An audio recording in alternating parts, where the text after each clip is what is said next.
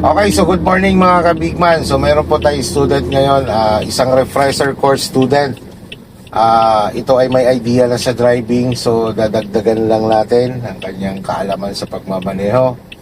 Bibigyan natin siya ng mga technique kung paano ang pagiging isang defensive driver. Si Elena. Okay. So si Elena, siya po ay daughter ng owner ng Liam's Lomi House dito sa Sabang. So doon sa mga nakakapanood sa atin around dito sa Lipa or mga taga Manila, pag kayo po ay pumunta ng Lipa, wag po ninyong palalagpasin na hindi po kayo makakain sa Liam's. Yan po ang the best lomihan dito sa Lipa. Okay po, so napakasarap po ng kanilang special rice. So paborito ko doon, special rice sa inyong lomihan. Okay, sige Neng, drive ikaw.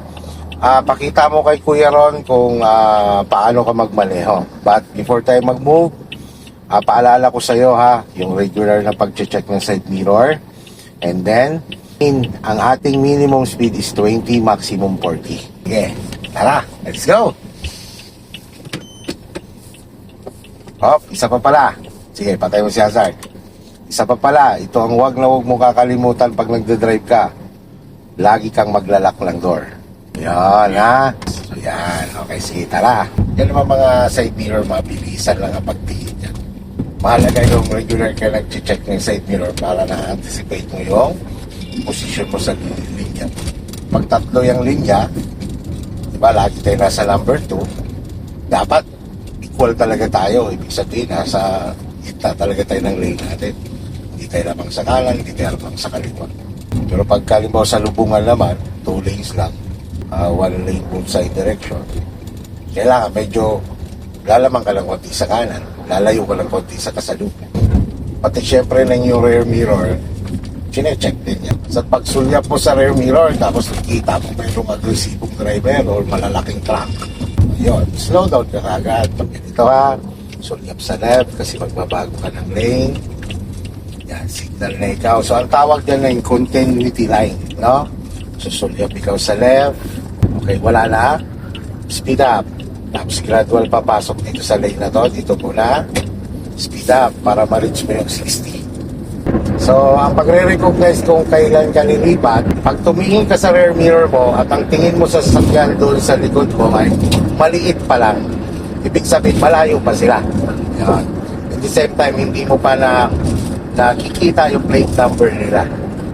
Pero once na nakita mo sa rear mirror na malaki na sila, at the same time sa side mirror din, sabi malapit na sila. So dito, ang tatandaan mo lang dito, minimum 60, huwag kang bababad sa overtaking lane. But dito nga ngayon sa Startol, hindi natin maiwasan na pumupunta tayo sa overtaking lane kasi nga masama pa ang kalsada. Pero pag naging okay na yan, palagay na lang natin magiging 4 na lane yan. So, ang lane ng isang light vehicle ay number 2. No? Kasi ang bilang nun ay 1, 2, 3, 4. Ito po 1? Yes. Nanggagaling lagi sa left ang 1. So, magstay ka sa lane mo. Hindi ka dapat yung palabas-labas sa linya mo. Tapos tatandaan mo lang na the more na nabilis ang sasakyan, the more na nagiging sensitive ang manibela. Yun, following distance dito, mas malayo. No?